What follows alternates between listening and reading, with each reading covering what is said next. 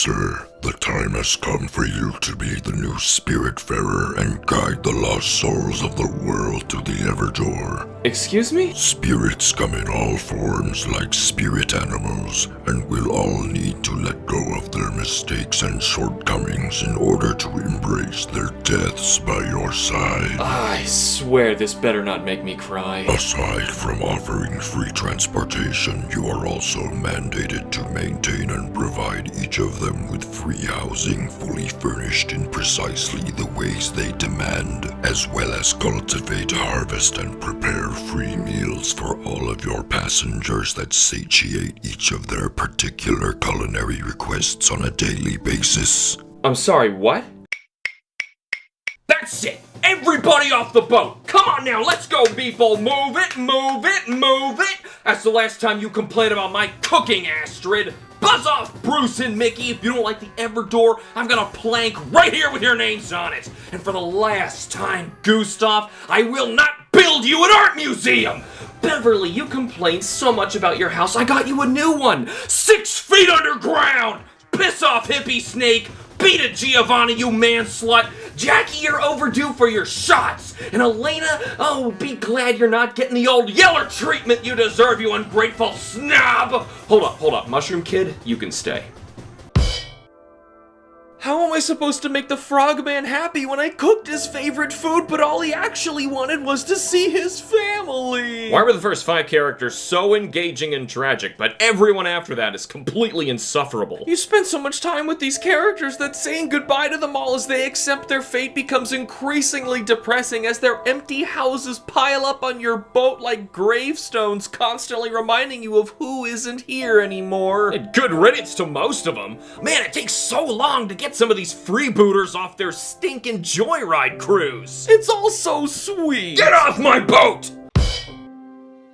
In Spiritfarer, you play as Stella, a young big hat Logan tasked with playing river Styx, chaperoning lost souls to their ultimate demise in front of the Everdoor.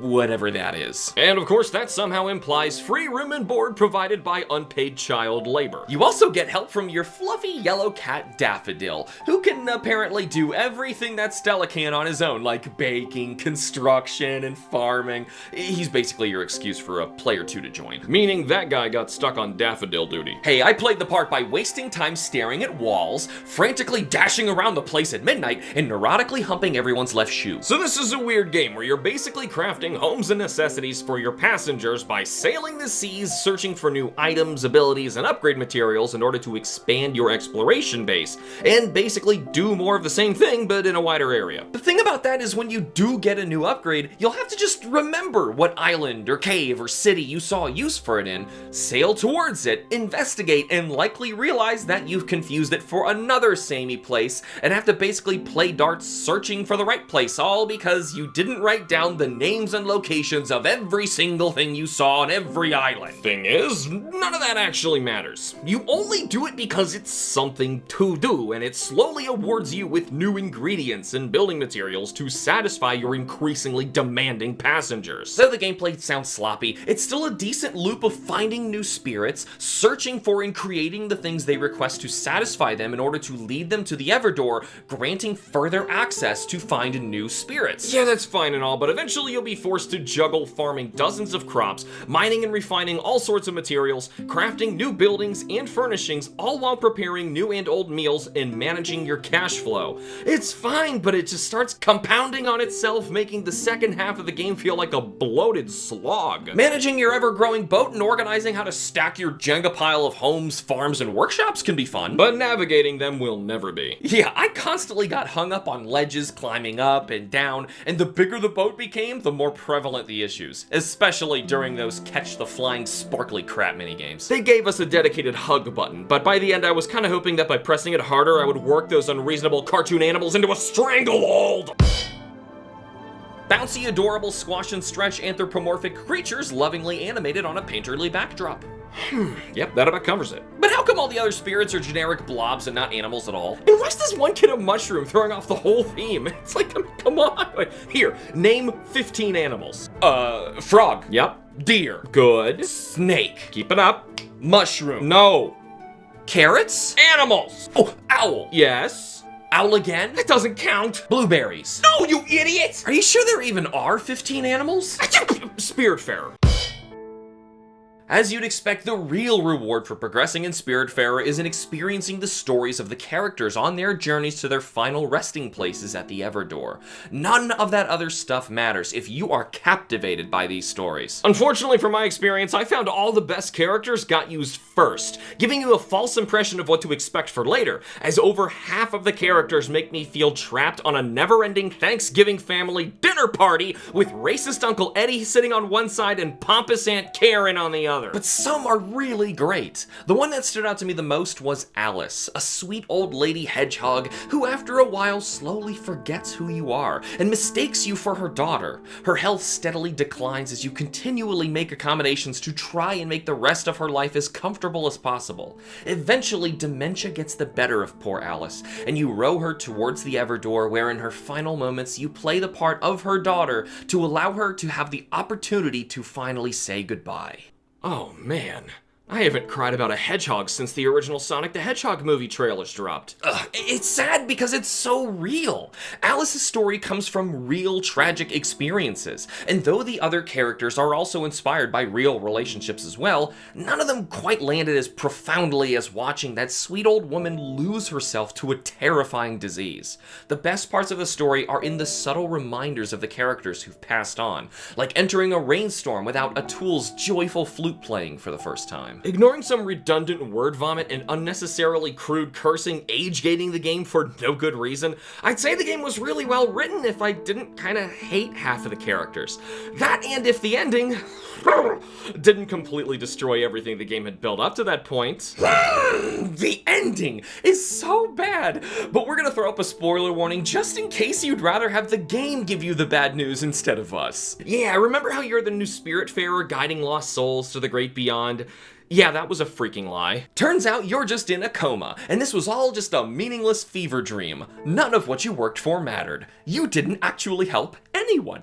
There is no magical animal purgatory. These were all just anthropomorphized people you've known throughout your life, and the only reason you're hallucinating all this is because Stella used to work as a palliative care nurse. That is so dumb! It's like the ultimate disrespect to the real people these characters are inspired by. It was all a dream! Isn't that just like the worst trope ever? Nobody does that anymore cause it sucks! But at least it explains the cat. You know, it really does. Justice for the MVP Daffodil. Most of the music is pretty mindless atmospheric stuff and not exactly catchy or anything. That's kind of not the point of the game anyway, so for the most part it's fine. But then every time you want to fast travel, you've got to suffer through this.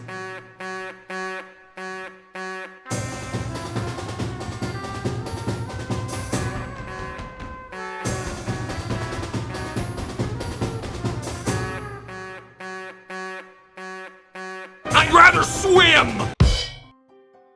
Okay, honestly, some of these characters will give you a real kick in the feely parts, and I really do want others to experience that. But good lord, is this game not worth completing? It quickly becomes a slog of an endless grind for insufferable characters that you will be begging to leave your boat so you can just end the game already. I can comfortably recommend you play up to the end of Alice's story and stop. If you're really insisting on more, play up to the end of Atul's. It's just as tragic, but takes a heck of a lot more work to reach, and in the end, I promise you won't be satisfied. The multiplayer integrations are actually really great. The co-op, though, does kind of ruin some parts of the game, doubling your productivity time while your menus are actually popping up on top of each other's. Okay, actually, maybe it's not that great. I'm not really a fan of farming games, or most open worlds for that matter, so the moments that this game does right, it really gets it right, and it makes all the sloppily designed clunky mess of the rest of it worth it. Except for the ending. Toot toot, all aboard the bloat boat. It's an all expenses paid cruise ship where we guarantee you'll wish you were dead. The positive gamer in me admits with a heavy heart that Spiritfarer only musters an average 5 out of 10 from me. With how emotionally impactful half the game is, it is so upsetting to report that the other half isn't even worth playing. And then the ending sucks. Did we mention that yet? The critical gamer in me put off this review for so long because I didn't want to admit that Spiritfarer was barely managing an overall 4 out of 10. For every one character I loved, there were 3 I wanted to keelhaul. Look it up, me hearties, it's a thing. Though it may on occasion bring you to tears, completing this game will almost certainly also put you to sleep. Oh, poor choice of words. But what do you think? Let us know how your positive and critical sides rate Spiritfarer in the comments below. If all those hours of bloat were lopped off this poor game and only 5 solid characters were left, this honestly might have been a 10 out of 10. That's how bad all that extra crap is. But if you're gonna let one hedgehog blind you into unfairly inflating your opinion on the entire game,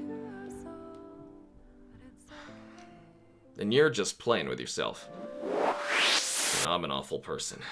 Our Etsy shop has already launched, and even though I haven't even announced it on the channel yet, we're starting to get a couple orders in, so we are making some all sorts of big perler beads stuff and custom things to come. The whole shop is not even finished yet. I will make a video when that happens, but you can check it out. Look for HamsterBomb on Etsy, and you'll find us there. We got several of the things you didn't even see in the background of our videos that are up. We actually just made a Celebi, shiny Celebi for somebody out there, so thank you so much for your order, and thank you to everybody else who supports the channel.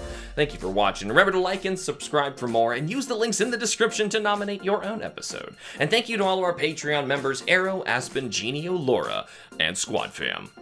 Boop.